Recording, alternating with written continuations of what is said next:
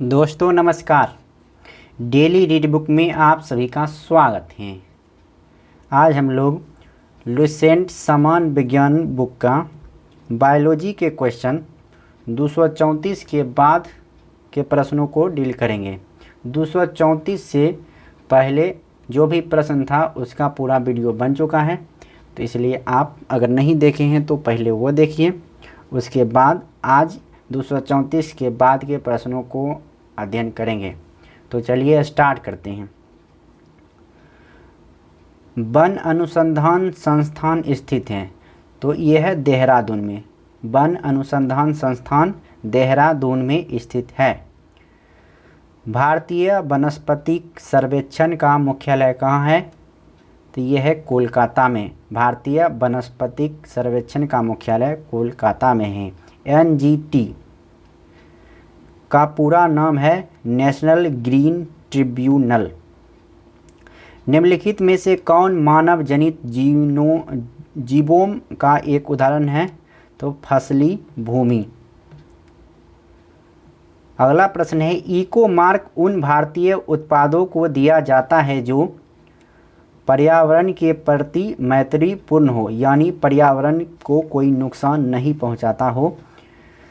चिपको आंदोलन मूल रूप से किसके विरुद्ध था?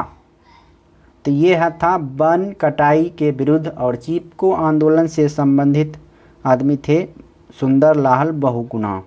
तो अगला प्रश्न यही है, चिपको आंदोलन का नारा पारिस्थितिकी अस्थायी अर्थव्यवस्था है किसने गढ़ा था? तो सुंदरलाल बहुगुणा ने। चिपको आंदोलन सुंदरलाल बहुगुणा संबंधित है चिपको आंदोलन से।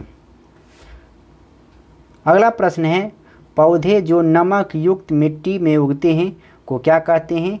इसको कहते हैं हेलोफाइट। जीरोफाइट कहते हैं मरुस्थल में उगने वाले पौधे को। हाइड्रोफाइट कहते हैं जल में उगने वाले पौधे को। हाइड्रोफाइट कहते हैं एक जलीय पौधे, मतलब कि जल में उगने वाले पौधों को हाइड्रोफाइट कहा जाता है। अगला प्रश्न है, मरुद्भिद यानी जीरोफाइट किस दशा में पनपते हैं? ये पनपते हैं उष्ण व शुष्क। मृदा अपरदन को रोका जा सकता है, तो मृदा अपरदन को वन रोपण द्वारा रोका जा सकता है। अगला प्रश्न है, निम्नलिखित में से कौन सा एक जैव निम्नीकरणीय नहीं है? तो चांदी की पन्नी जैव निम्नीकरणीय नहीं है। निम्नलिखित में से क्या जैव अपघटनीय है? तो यह है पेपर। पेपर जैव अपघटनीय है, यानी पेपर अपघटित हो जा सकता है। निम्नलिखित में से कौन सा प्रदूषण कारण जैवीय रूप से अपघटित होता है? यह होता है मल। मल अपघटित हो जाता है। निम्न में से कौन सा जैव निम्नीकरणीय है? तो ये कागज। कागज जैव निम्नीकरणीय पदार्थ है। निम्नलिखित में से कौन सा जैव निम्नीकरणीय है? तो इसमें है रबर, जबकि अजैव है प्लास्टिक, पॉलीथीन, पारा, ये अजैव है, जबकि जैव निम्नीकरणीय है रबर। निम्नलिखित प्रदूषकों में कौन जैव विघटित है? तो यह है बाहित मल। अगला प्रश्न है, ग्रीन हाउस गैसों की संकल्पना की थी जोसेफ फोरियर ने।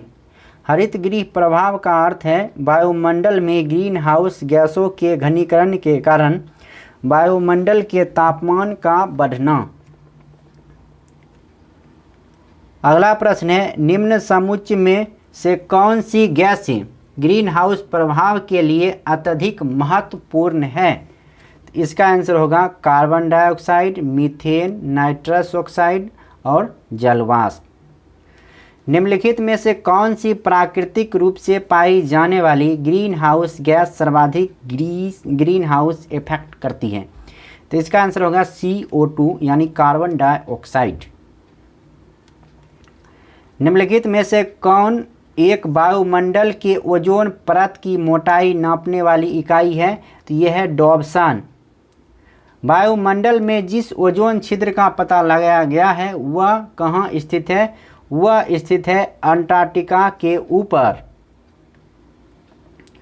अंटार्कटिका में ओजोन छिद्र निम्न में से किस मौसम में स्पष्ट रूप से दिखाई देता है?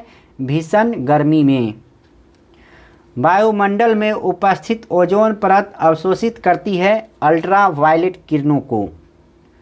ओजोन परत के क्षरण के कारण क्या हैं? ये हैं त्वचा कैंसर। अगला प्रश्न है, कौन सी किरणें त्वचा को क्षति पहुंचाती है? इसका आंसर होगा यूवी रेज यानी अल्ट्रावायलेट रेंज।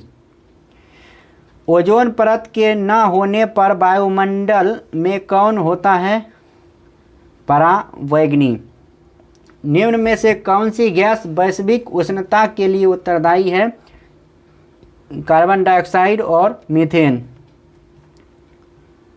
भूमंडलीय ताप वृद्धि में निम्नलिखित में से किसका कम प्रभाव होने की संभावना है? इसका आंसर होगा वनस्पति में प्रकाश संश्लेषण की दर में कमी होना। अगला प्रश्न है, निम्नलिखित में से कौन सा ग्लोबल वार्मिंग से निपटने का उपाय नहीं होता? इसका आंसर होगा खाना पकाने के लिए ईंधन के रूप में लकड़ी का उपयोग करना। निम्न में से क्या वायु प्रदूषण का कारक नहीं है? तो यह है अम्लीय वर्षा। जबकि वायु प्रदूषण का कारण है कृषि गतिविधियां, जीवाश्म ईंधन का जलना, खनन कार्य, ये सब वायु प्रदूषण के कारण हैं। कैडमियम प्रदूषण किससे संबंध है? कैडमियम प्रदूषण से इटाई रोग होता है। कोयला, पेट्रोल, डीजल आदि का दहन किसका मूल स्रोत है? तो ये है वायु प्रदूषण का। कोयला, पेट्रोल, डीजल आदि के दहन से वायु प्रदूषण होता है। सल्फर डाइऑक्साइड का प्रदूषण निम्नलिखित में से किसके अत्यधिक वृद्धि होने पर का सूचक है? तो यह है लाइकेन्स।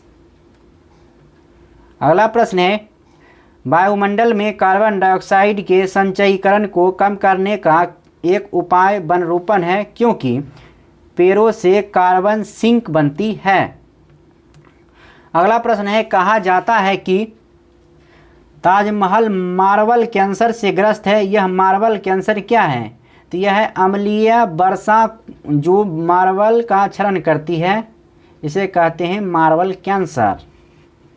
अगला प्रश्न है, निम्नलिखित में से कौन सा एक वायु प्रदूषक मानव एक के हीमोग्लोबिन के साथ संयोजित होकर ऑक्सीजन ले जाने की इसकी क्षमता को कम करता है, जिससे श्वास अवरोध होता है और मृत्यु भी हो सकती है?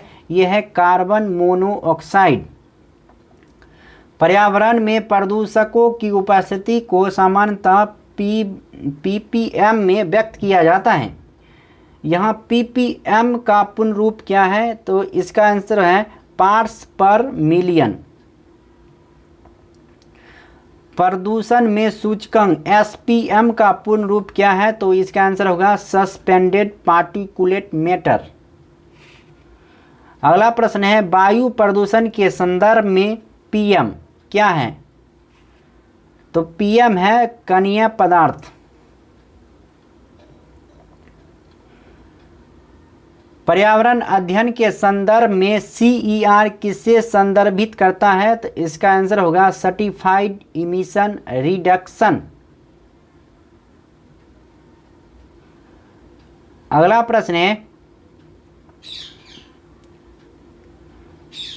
पेरोक्सी एसिटिल नाइट्रेट क्या है? इसका आंसर होगा गौण प्रदूषक।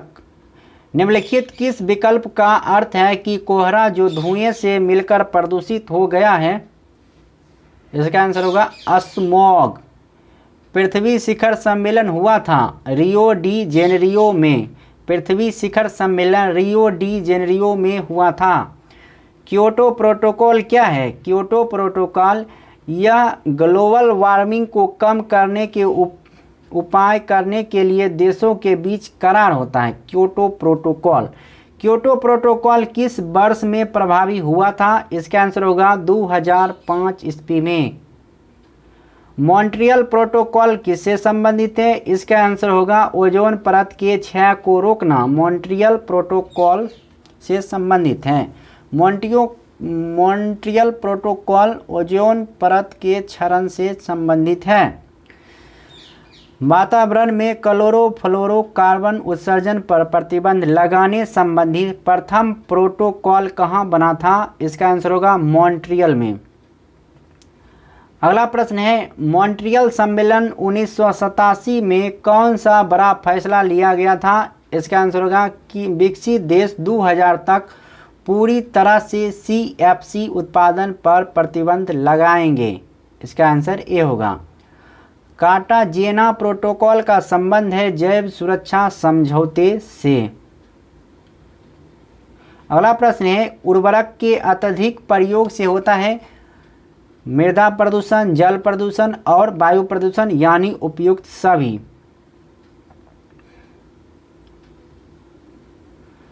निम्नलिखित में से कौन सा जल प्रदूषण का कारण नहीं है? तो तट पर मछली पकड़ना ये जल प्रदूषण का कारण नहीं है, जबकि जल प्रदूषण समुद्री डंपिंग, घर का कचरा, तेल फैलना ये सब ये जल प्रदूषण का कारण है। पेयजल आपूर्ति में कोलिफॉर्म की उपस्थिति डैश का लक्षण है। कोलिफॉर्म मानव अपशिष्ट के संदूषण से संबंधित है। निम्नलिखित में से कौन सी खरपतवार औद्योगिक बहिस्राव से होने वाले जल प्रदूषण को नियंत्रित कर सकती है? तो इसका आंसर होगा पार्थेनियम। तो इस वीडियो में इतना ही। नेक्स्ट वीडियो में इसके बाद के प्रश्नों को हल करेंगे। तब तक के लिए नमस्कार, जय हिंद।